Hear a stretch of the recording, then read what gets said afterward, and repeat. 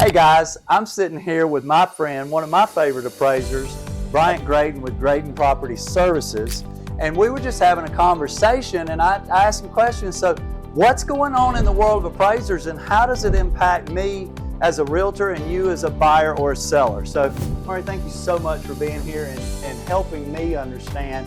Now we're going to help these folks understand what's going on. So my first question for you, and we kind of chatted about this, is so what is the role of an appraisal in a loan? So if a buyer is getting a loan, what is the role in that appraisal or in that loan for that appraisal? Sure. So the appraisal establishes the value of the property that the lender is lending the money on, the loan, and kind of dictates what they can lend on that property. Okay, so even after the contract is signed and the buyer is getting a loan, the lender is going to hire you through a third-party service. They can't communicate directly with you. That's correct. But then they're going to send you out for you to do all this research that you do and come up with a valuation of that property. That's correct. Okay, so in that evaluation, and of course you give it back to the lender. I do. Right. So in that valuation, we were chatting and you had come up with or told me about some changes or some things that are kind of coming down the pipe or have come down the pipe that you're having to work on, and they were very interesting to me, and they certainly impact buyers and sellers. And the first one you mentioned was deferred maintenance. Deferred maintenance, yes. Homes with any deferred maintenance, chip and peeling paint, open electrical outlets, anything of that nature that might affect marketability, the lenders are getting more and more adhering to them being repaired versus just letting them go, as used to be the case. Usually we fix that with condition adjustment, but now deferred maintenance is an issue, and they look at it from a marketability standpoint. So. Okay. So if I'm a buyer and I'm out looking at properties and there's a home that we'll say needs painting, that would be a deferred maintenance. Deferred painting is deferred maintenance. What about if I'm walking through a home, and this might be a gray line, but let's say there's carpet and the carpet is very worn. Is there a crossing the line level with that from a deferred maintenance standpoint? So if it's threadbare, if it's got tears, it would be to the point where it kind of crosses the line, and they typically would look at it like it needs to be fixed. Okay, all right. So deferred maintenance impacts your ability or what they're requiring you to cause the impact the valuation of that property. More so, yes. Okay, wonderful. Okay, so you also mentioned, because this always intrigues me the most because we talk about it a lot, and that's square footage and how you can measure. I mean, because a realtor can't measure nothing, right? Yeah. We're not so good You're saying that. We're not so good at it. We rely on you guys to give us those numbers a lot of times. So, but you said there was some modifications in how you could consider square footage. Yeah, the appraisers a few years ago were required to measure to a standard, and so now appraisers are measuring to that standard. One of the things is spaces that are below 7 feet can't be counted as your typical square footage, both in the basement or an upper floor. Well, before you said below 7 feet, are we talking about a ceiling height? Ceiling height, that's right. So in an older home where the ceiling height might be lower, if it somehow gets below 7 feet, I mean, I've personally seen like porches closed in and finished, but the ceiling height, I walk in and I'm just a shade over 6 foot, and I thought I might brush my hair up against the ceiling, which would be a challenge. Very much so. But you're saying, so if the ceiling height, if that wall's not more than 7 feet tall, you can't count that as square footage? Example, older home, like one of the older houses back here, where they added a bathroom and the ceiling height is 6 foot 8 inches in that area. Mm-hmm. That would have to be counted in a different part of my appraisal. Mm-hmm. And it may cause problems from the lender standpoint of whether they would accept that appraisal because of that lower ceiling height. Okay, so ceiling heights can play into your square footage. You'd also mentioned something about walls and bonus rooms or frogs, or tell me that you said that kind of changed a little bit. That changed also too many years ago, maybe 3 or 4 years ago. They changed it to where if you had a 4-foot knee wall, which is fairly common in upstairs bonuses, we can't measure and use that 1 foot difference in the appraisal as heated square footage. It has to go into a different area. We have to stop at 5 feet.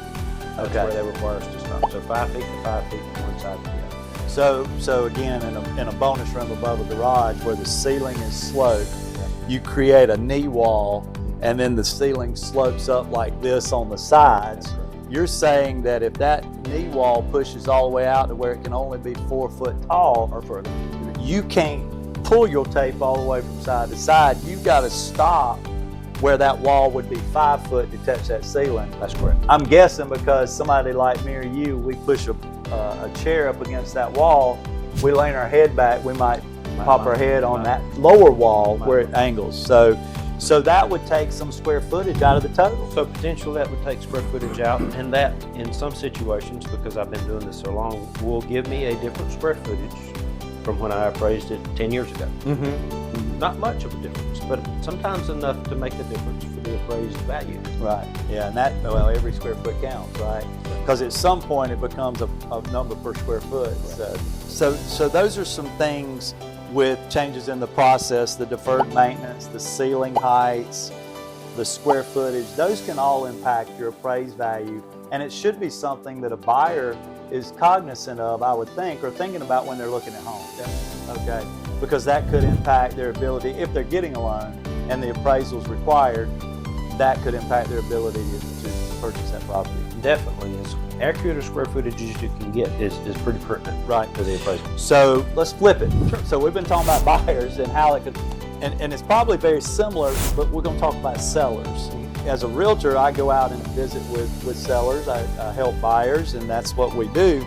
But if a seller is selling their home and the buyer is going to buy it and get a loan in order to make that happen, you had mentioned about how if the number came in lower, how it could hold up the deal. Right. So the lender is going to base their loan on whatever the appraised value is. And so, if you're under contract, no matter what, it doesn't, in a sense, matter at that point, because that's what that loan percentage will be of that appraisal. Right. Well, in the state of South Carolina approved contract, the appraisal contingency, right, it says that, one, that the appraised value has to be at the contract price or greater.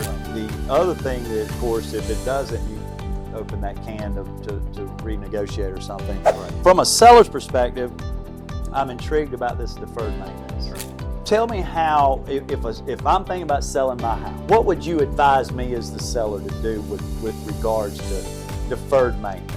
So any type of cosmetic issue that is more than just a little, I guess, would need to be addressed. It affects the appraisal from the standpoint, we used to could say cosmetic, and it could or could not matter. It seems more and more that the cosmetic issue, the deferred paint, the missing gutter, or whatever the case may be, now is a requirement to be repaired, and us making a condition adjustment to alleviate that issue is no longer something we're allowed to do.